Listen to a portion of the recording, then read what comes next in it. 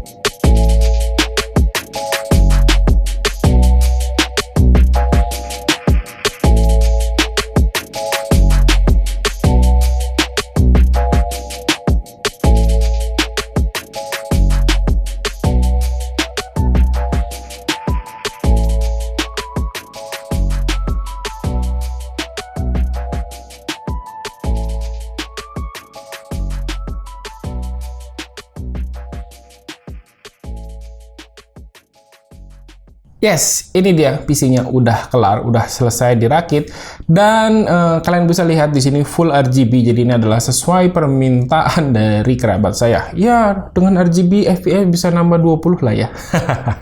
So, ini budgetnya ada di 12 jutaan dan sesuai kebutuhan yang saya bilang tadi adalah untuk kebutuhan main game dan juga streaming. Ya, game-gamenya itu terutama untuk game-game FPS. Jadi, saya bakal langsung jelasin aja part-part apa yang saya pakai dalam rakitan PC kali ini. Dan yang pertama adalah untuk case-nya. Jadi, di sini case-nya yang saya pilih adalah dari brand Tecware, yakni Tecware Forge M2. Harganya ini ada di kisaran 649.000. Kenapa saya pilih case yang ini? Pertama, karena pengen ngebuild case yang imut-imut ya, PC yang imut-imut. Jadi sebenarnya ukuran case ini tuh termasuk kecil banget untuk sebuah casing micro ATX. Bahkan masih lebih kecil dari PC saya yang pakai case MateCube 110. Karena ukuran yang kecil, jadi tantangan utamanya adalah pas masukin part-part, terutama urusan perkabelan yang harus lebih ekstra sabar pas ngerapihinnya, supaya bisa masuk di bagian belakang PC-nya. Case-nya ini sebenarnya juga udah dikasih 3 kipas RGB yang ada dalam paket bawaannya ya.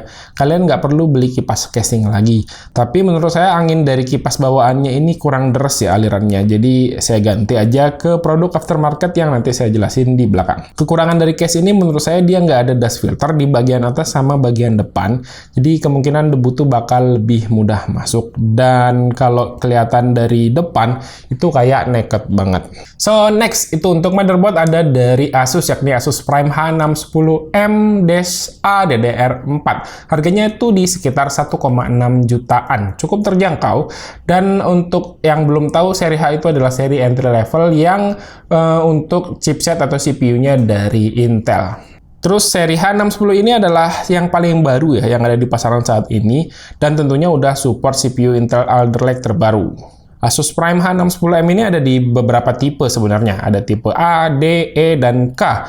Dan yang saya pakai ini adalah tipe A. Untuk masing-masing perbedaan nanti kalian bisa lihat ya di websitenya Asus. Linknya saya taruh di bawah. Yang jelas untuk tipe A, di bagian VRM-nya ini dia dikasih heat spreader gitu ya. Jadi harusnya bagian VRM-nya bakal lebih adem. Dan harusnya bakal punya performa yang lebih stabil. Terus dia punya 2 slot RAM DDR4, 1 slot SSD NVMe Gen 3x4, dan 1 SSD NVMe Gen 3x2. Sama ada 1 PCIe Gen 4x16. Sementara untuk konektivitas kalian bisa lihat dari gambar berikut. Lanjut untuk CPU saya pakai Intel Core i3 12100F. Untuk harganya ini kemarin saya beli di 1,5 juta. Kenapa saya pakai prosesor ini? Karena setelah saya riset sana-sini, Intel Core i3 12100F ini punya performa yang sangat ngebut untuk kelasan harga 1,5 juta. Dan bahkan di kelas harga 1,5 juta ini nggak ada lagi ya opsi lain yang lebih ngebut dibandingkan dengan CPU ini. Dan dari beberapa riset yang saya coba cari, Core i3 12100F ini bahkan punya performa yang setara dengan Ryzen 5 5600X yang mana harganya itu 3,5 juta. 2 kali lipat lebih. Terus yang saya pakai ini seri F yang artinya dia tuh nggak ada integrated GPU dalam CPU-nya ini. Nggak masalah sebenarnya karena kan nanti dipasangin discrete grafik juga.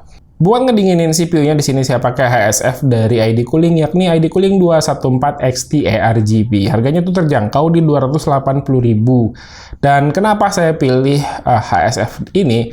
Karena dia tuh cukup terjangkau untuk sebuah HSF tower single fan ya, yang kipasnya ini udah ada lampu ARGB-nya. Dan dari beberapa review yang saya cari, ini juga udah sangat cukup ya buat ngehandle Core i3 12100F ini. Dan tentunya, dalam paket penjualan HSF ini udah disediakan mounting LGA 1700 untuk CPU Intel 12 Gen yang saya pakai. Lalu untuk kipas-kipas dalam case, di sini saya pakai kipas dari yang punya review bagus banget di banyak YouTuber luar negeri, yang bahkan sampai disanding-sandingkan sama brand sekelas Noctua. Jadi ini adalah PC Cooling Halo RGB 3-in-1. Jadi satu set ini dapat 3 kipas dengan harga cuma 295.000 aja. Dan tentunya dia udah support sampai 2000 RPM. Jadi total di sini saya pakai 2 kipas di depan sebagai intake, 1 kipas di belakang sebagai exhaust, dan 1 lagi kipas bawaan dari casingnya saya taruh di atas yang ini sebagai exhaust juga. Konfigurasi 2 intake dan 2 exhaust ini untuk mendapatkan netral air pressure. Next, untuk memori saya pakai dari Kingston, yakni Kingston Fury BIS 2x8GB 3200 MHz. Ini untuk satu set atau 2 keping, ini harganya di sekitar 1 juta rupiah. Kenapa saya pilih RAM ini? Karena yang pertama itu harganya dia terjangkau ya. Untuk kapasitas yang sama dibandingkan dengan brand lain yang ada di pasaran, Kingston Fury BIS ini yang paling murah. Terus dia tipe memori yang low profile, jadi bakalan aman ya, nggak akan kepentok sama kipas si HSF-nya. Nah, saya tuh ada satu masalah dengan RAM ini. Sebenarnya salahnya bukan masalah yang terlalu besar ya. Jadi pas saya lihat secara spesifikasi, RAM ini kan udah support Intel XMP. Tapi pas saya masuk ke settingan BIOS atau BIOS, di motherboardnya, XMP-nya tuh nggak bisa diaktifin. Jadi hanya ada opsi disable doang.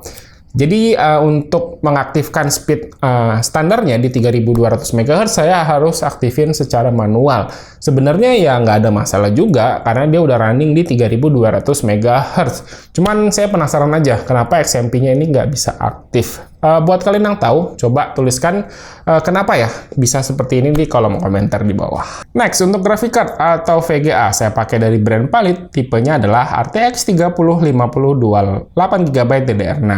Harganya lumayan, itu saya beli di 5,7 juta dan kayaknya RTX 3050 ini seri RTX termurah ya yang ada di pasaran. Tadinya mau pakai 2060 yang harganya tuh kurang lebih aja sih sama dengan 3050 ini. Cuman setelah saya cari-cari info, 2060 tuh agak lebih boros daya dibandingkan dengan 3050. Dan lagian game-game FPS kan yang bakal dimainin sama owner PC ini tuh udah cukup banget lah pakai 3050. Cuman saran saya buat kalian yang tidak terlalu peduli dengan daya, ya udahlah boros nggak masalah. Dengan harga yang sama di sekitar 5,7, 5,8, kayaknya lebih better pakai 2060. Terus untuk menyuplai daya dari PC ini saya pakai power supply dari Aerocool yang tipenya adalah Lux 550 watt 80 plus bronze. Harganya ini terjangkau banget di 500 ribuan untuk sebuah power supply yang udah ada sertifikasi 80 plus bronze asli. Nah, perlu dicatat ya, kalian harus hati-hati kalau nyari power supply. Ternyata itu ada yang sertifikasinya abal-abal. Saya sempat nemuin power supply dengan range harga yang sama, ternyata sertifikasi 80 plusnya itu abal-abal. So better kalau kalian mau beli, riset dulu di websitenya 80 plus, nanti link websitenya saya taruh di kolom deskripsi di bawah. Dan terakhir, untuk penyimpanan di sini saya pakai dari brand PNY dengan tipe CS2140 500 GB. Harganya di 800 ribuan, saya pakai SSD ini ya karena udah Gen 4. Sebenarnya agak mubazir ya, karena motherboardnya cuma support di NVMe Gen 3. Tapi sebenarnya tujuan saya adalah ambil SSD ini buat ngambil batas bawah speed di NVMe Gen 4 yang bakal cocok dengan batas atas di NVMe Gen 3 yang ada di motherboardnya. Dan ternyata speednya lumayan kenceng di 3400 Mbps untuk read dan 2500 Mbps untuk write. Kekurangan dari SSD ini dia nggak ada di RAM cache atau istilahnya tuh di RAM-less. Jadi kalau SSD-nya udah mendekati penuh, speednya itu bakal drop jatuh banget. So makanya saya pilih yang agak gedean di 500 GB yang nanti konfigurasinya ini lebih banyak, partisinya untuk sistem aja. Sisanya kalau mau nambahin ya tinggal beli hard disk atau SSD SATA yang lebih murah. Nah, itu dia tadi part-part yang saya pakai di PC rakitan kali ini. Dan untuk benchmark, saya tuh nggak bisa ngasih benchmark game karena saya punya waktu yang terbatas, karena saya harus balikin atau harus antar PC ini ke kerabat saya. Jadi saya cuma bisa kasih benchmark sintetis dari PC rakitan kali ini. Untuk Cinebench R23 ini dapetin skor 8334 multicore dan 1643 untuk single core. Ini tuh kalau dilihat angkanya bisa bersaing ya dengan Ryzen 5 5600X. Secara suhu juga dalam proses benchmark R23 ini, CPU-nya cuma mentok di 62 derajat aja. Artinya, cooling HSF ini dan juga airflow-nya tuh berjalan dengan baik. Dan untuk idle itu nyentuh di 28 derajat. Ini sih dingin banget, gila. Terus untuk benchmark GPU saya pakai 3D Mark Time supaya dapetin skor 6129 poin dengan suhu maksimal ada di 78 derajat. Oke, segini dulu untuk video rakitan PC kali ini. Untuk semua part-part yang saya beli, link pembelian udah saya taruh di kolom deskripsi di bawah. Dan sekali lagi buat kalian yang tertarik mau dirakitin PC-nya, boleh banget kalian bisa email saya. Email saya ada di bawah. Dan ya, oke, terima kasih ya buat yang udah nonton. Silahkan like dan share video ini jika menurut kalian video ini bermanfaat. Dan ini pamit, sampai jumpa di video berikutnya. Ciao, bye-bye. Terang banget coy.